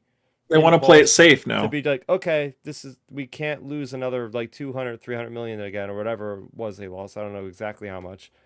So what happens when Willow doesn't do good? So that's kind of what I expect, which is why I made the discussion title of this, because it seems like that could be a very possible thing. Okay, this other stuff isn't working. We're cutting it out. And Milton, you kind of touched on something that I was listening to another podcast today, Star Wars Underworld. Dominic Jones, I guess, on the podcast as well at some point. He was talking about, if you look at a lot of these stories that are outside of Star Wars, what do Indiana Jones, Willow, and The Force Awakens all have in common? It's all an old, grizzled guy coming out of retirement and, training a new person or somebody to take up the reins of this thing. Right. Literally, Willow is the same way. Indiana Jones the same way. And Force Awakens the same way. It's and they all have relationship issues with the spouse at some point, and they're all on their own at that. It's the same. It's the same archetype. It's literally that's Milton. I think you hit the nail on the head. I think the audiences are getting tired of the same tropes that Lucasfilm has been instilling. They're great, but I think with 40 years worth of these stories at this point, we got to start seeing something new, because it's showing where people are just seen that, done that, or the critics are giving it, okay reviews, because guess what? It's not doing anything out of the ordinary, so why it doesn't deserve a higher rating. And whether we like it or not, people are going on Rotten Tomatoes, because like I said earlier, if something's not getting a whatever the people want it, maybe a 70 or 80 or higher, people are thinking, oh, maybe I'll just watch it at home. It's expensive to go out. So the creativity, Milton, is the big thing here. I think the people want something different, something new, and like you said, an action is action only to a certain degree, but when it comes down to a moving story that hits you emotionally, that maybe is the missing element here. Because I'll be honest, I finished Indiana Jones, and I know Ben wanted to know our thoughts on that. Ben, I've only seen it out of these 3 guys. What I will say real quick is, yes, it feels like Indiana Jones. It's very much action packed. It has those supernatural elements, and it's what you come to expect. It didn't blow me away, and that's what I'm saying. Because the story was so derivative. I feel like I've seen something like this before many, many times. So it didn't really, So with Indy, with Star Wars, Willow, all these things, it's the trope is the hero coming out of retirement, like reluctantly coming out of retirement, and then, passing the torch on.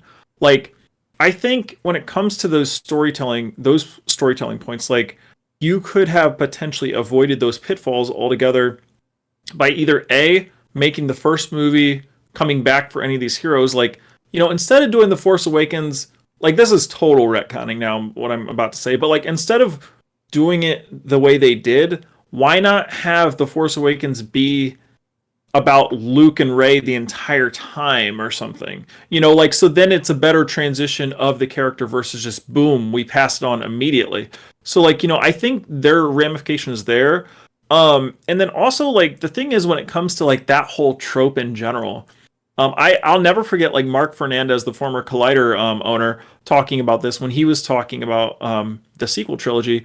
He said his biggest problem with the sequel trilogy was, not even, of course, the stories within the movies, but he said he wishes they would have jumped ahead by 1,000 years or something, because he said the part where he immediately gets off board with those movies, as soon as Han Solo appears in The Force Awakens, he's like, I'm out, because, here we go with trying to go the nostalgia train versus create something new.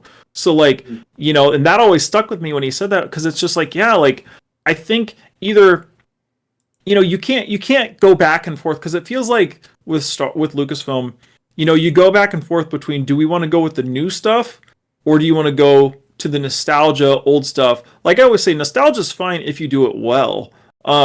So, like, that's the problem, I feel like, when it comes to this whole thing. Like, if you do it well with these older characters, then that's fine. But if you don't, then you have major problems, because then you have the fan backlash, you have you just have the overall story issues in and of itself, and like, the issues just pile and pile and pile. So it's just, to me, it's such a big risk when you go toward these nostalgic characters. Look at, like, the Kenobi series, for example. That series is whatever, it's okay, but, like, I personally wouldn't have handled Kenobi that way. I think you should have got him up to speed a little quicker than in, like, the 5th or 6th episode. So, like, you have certain things like that where it's just like, the fans, I feel like a lot of fans, when you say you're doing, like, a Kenobi series, fans are wanting Obi-Wan. Sure, he'll deal with the sad stuff maybe the first episode, but I don't know about you guys, but, like, with Kenobi, I mean, well, I remember when we were talking about it, but, like, at the end of that first episode of Kenobi, when he, gets on that transport and it shows the lightsaber on his belt, you're thinking, oh man, Obi-Wan's going into action, and then it's like, whoa, that's not what we got at all. So it's just like stuff like that. It's just, or look at Boba Fett. Look, rule with respect.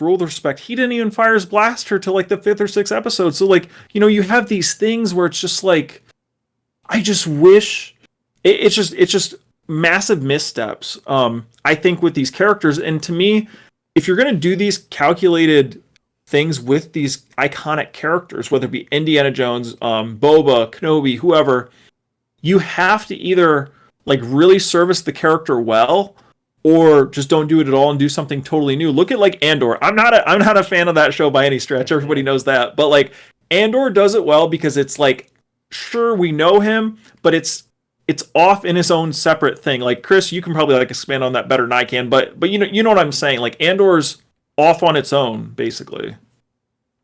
Yeah, no, Andor is that is the thing that's actually, I feel like, a bright spot in the last couple of years of Lucasfilm, if I'm being honest. It's just like, okay, that feels like they've stretched their creative muscles.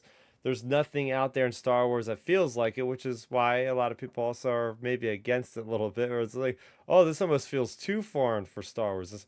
This almost feels like it's too modern for Star Wars. But I'll throw in here real quick, and then I'll let you continue. So, like, if Andor was, like, say you got Mando season 2 being, like, at one end of the spectrum and Andor at the other, like, if they gave us Andor, but say if it was just a little bit more toward the middle, like, say 40% of the way toward Mando season 2, where we got the serious stuff, but a little more action like Mando season 2, I would probably have loved that series. But continue. No, I mean, that's pretty much what I was trying to go with there. Yeah. But we'll kind of wrap it up. Milton, do you have any thoughts on just your overall, like, what is your take? I mean, what do you, if this were to happen, what do you think? I mean, do you think it's a better idea for Lucasfilm to focus on Star Wars? Do you rather have Lucasfilm experiment with other properties that isn't Star Wars? Like, just overall wrap up there on that.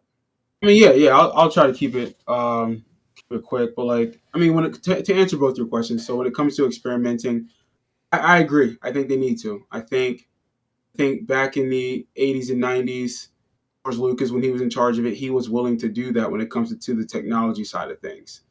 He was willing to do that when it comes to some of the storytelling in the sense of, looking at like, Howard the Duck, Red Tails, the Indiana Jones child series or Young Indiana Jones, the prequels itself, the Clone Wars, Red Tails. I mean, he would have done it. I mean, hell, he was his own story treatment. Crystal Skull.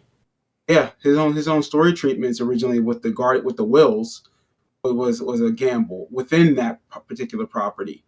I think Lucasfilm would greatly benefit from bringing in people like Zack Snyder or Patty Jenkins or that type who say, hey, I have an original property that could be a franchise. Let's try this. Let's use our resources together. But there is great benefits if they are willing to listen and adapt it to their resources. Obviously, they'll need the blessing from Disney because they're very much a family-oriented company, which I think that gets in their way a lot of times. Yep. So that needs to change because it's okay to cater to adults. I mean, hell, the adults are the ones paying for the properties, not the kids. You know what I'm saying? So I would say they need to change up their identity, which could potentially open up different routes of opportunity of being creative. I think if they're going to focus on Star Wars itself, they need to then reevaluate their storytelling in the sense of stop using the old tropes of retirement and all the other BS that they're doing. I mean, look at the Creed look at the Rocky franchise as an example. This is a perfect because they came out at the same time. Rocky 1 came out in 1977, I believe. I believe so. I think the same year, 78. That Rocky franchise is still going strong. You want to know why? Because there's two different particular franchises within it with Creed and Rocky. The thing that's different from those franchises compared to Star Wars is that the heart of the story has never changed. There's true heart within that entire franchise, especially with the Creed franchises. They took a secondary character from the Rocky movies and turned it into a franchise itself. Wow. I love the Creed movies. Apollo Creed's son has his own franchise, and they do a great job. You saw the first one, Ben, where they take that nostalgia piece of Apollo Creed's legacy of his son who's a bastard child. And at the end of that film, they wrap it up well to when he says one sentence when Rocky's like, let me call it. And he says, no, I can't call it. He's like, don't, I don't want to quit. He's like, why? He's like, I want to prove it. Prove what, kid? He's like, that I'm not a mistake. Because he was a bastard child.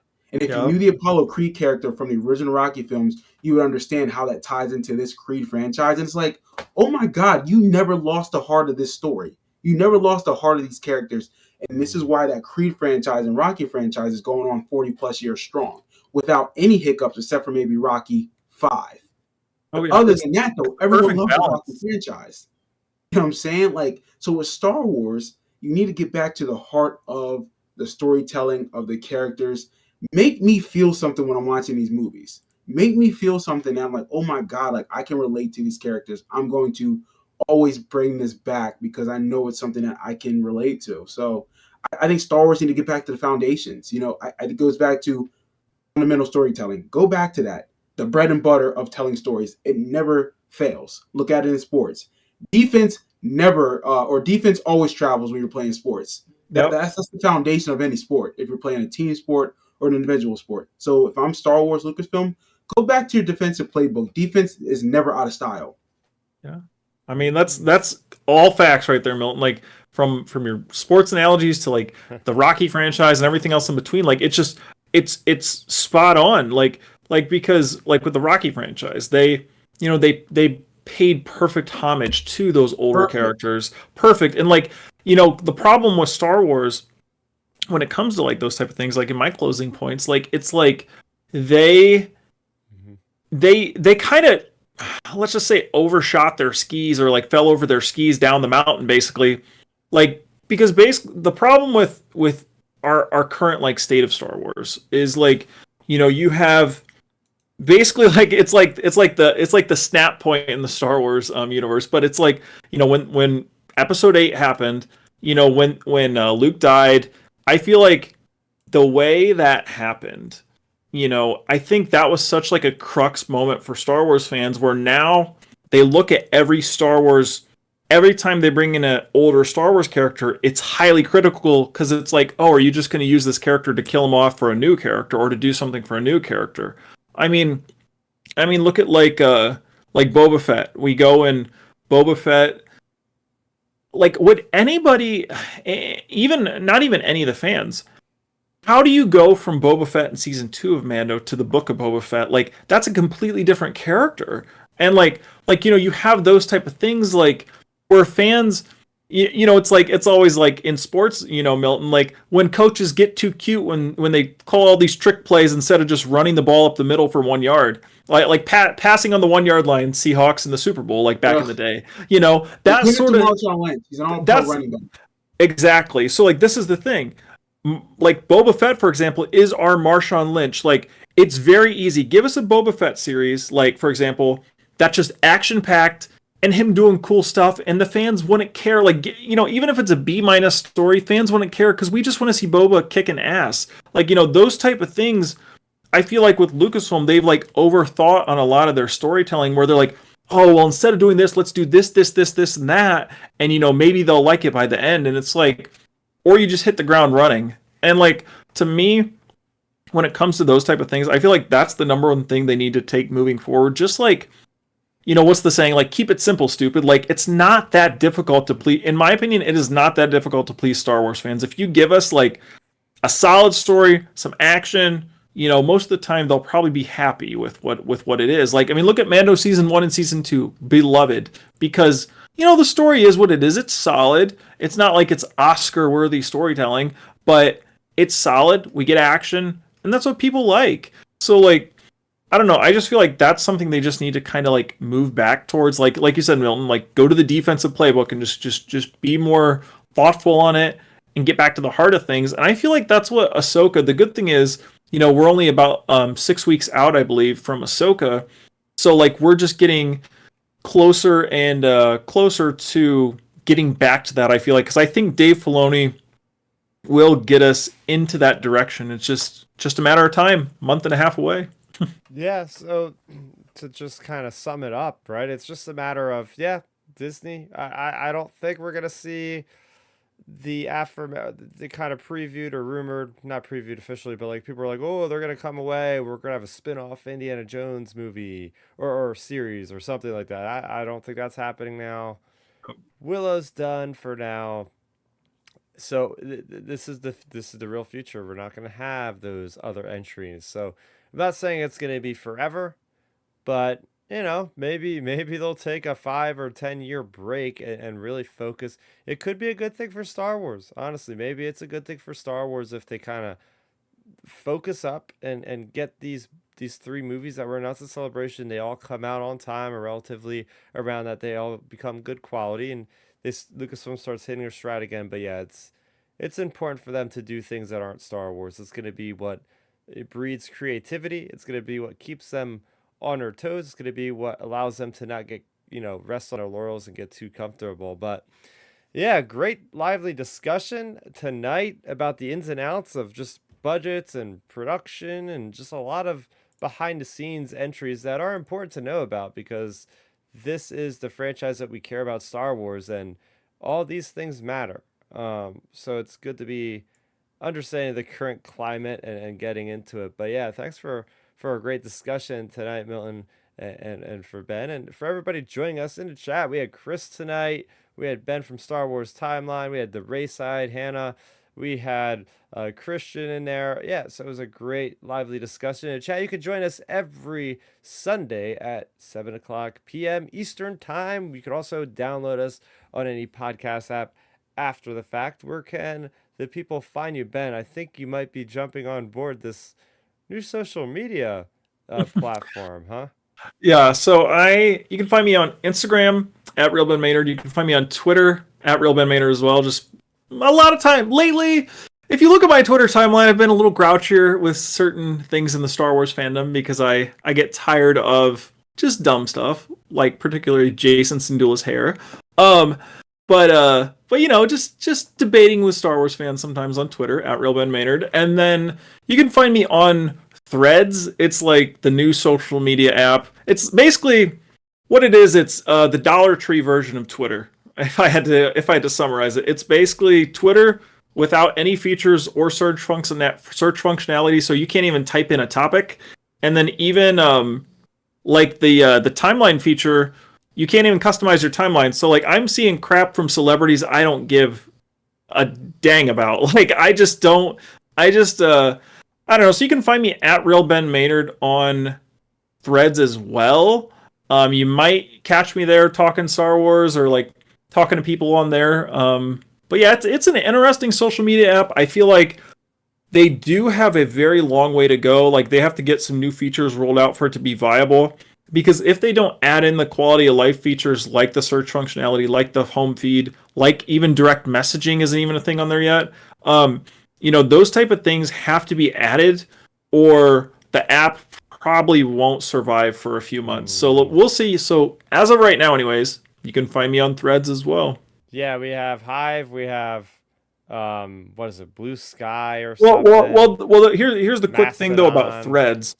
Threads, I think they have a better chance than most of those other apps though because they're backed by Facebook and Instagram and they have a built-in following. So like when you go, for example, when you sign up for Threads, it automatically imports your Instagram and it'll show you. So like it'd show like, oh, Chris, Milton, Hannah, all these people are on Threads. Do you want to connect with them? So it'll show you all your people from your Instagram who are already on Threads so you can connect with them. So it's like it already has a built-in user base. I think they're up to 40 million people now. So, you know, it has the built-in user base, so they have a better chance of making this work. But yeah, so there's that. And then just a quick PSA that, gosh, now it's a Threads podcast, but a quick PSA, just a heads up to any of our listeners and even to you and you two, Milton and Chris. But like if you sign up for Threads at all, if you end up not liking it, just delete the app off your phone, but don't delete your Threads account because it'll delete your Instagram account actually. Oh my gosh. So yeah, so that is something to keep in mind. So just uninstall the app if you end up not liking it. But yeah, so that's kind of my little 3-minute Threads spiel. Oh man. So what can the people find you talking about over on Twitter and everything else, Milton? Well, definitely not Threads because I have no plans of getting it. Like that sounds whack. So I'm good. I'll stick to Instagram and Facebook and Twitter. I mean, you guys can find me on Twitter at MiltonWeber7 or Instagram at Milton7Weber. Again, I just keep it simple and chill. I post a lot of funny stuff on Instagram and some workout videos, and Twitter, I just like to retweet stuff that's funny that makes me laugh. So, but keep it positive, keep it simple, or I'll smack you. This week, I'm just going to be doing me, working at the day job, and enjoying my week. So, looking forward to this week. Hopefully, it goes well. Very good. You can find me on Twitter at twitter.com/Starrapter, or just search Starrapter in the chat if you haven't already. Yeah, I could always use a buddy or two in the halls of Sanctuary in Diablo 4. You send me a message. I'll add you to the BattleNet friends. Although I've been doing campaign, I'm way behind, so you're probably going to say, why the hell's Chris so far behind? I'm not going to play with him anyway. So we'll see. I got to grind that out to get through the campaign for season 1, which is around the corner. But anyway, I'll be doing that and working on some Star Wars miniatures. There's so many coming out like every month. I got a pile of plastic that I'm also dealing with. So it's a good problem to have. But anyway, I want to thank everybody for joining us once again. We'll be back next week, Sunday at 7 p.m. Eastern. We'd love to have you guys back for a nice lively chat on whatever we'll be talking about next week. I don't know. They could announce a brand new series or a brand new game or anything in the next 7 days. So it's going to be a crapshoot, I guess, of whatever we get next week. Otherwise, we'll come up with a nice lively discussion like we did tonight. Otherwise, we'll be talking about Star Wars, same time, same place. This was Outer Rim Transmission number 113. Thanks for joining us. May the Force be with you always. End transmission.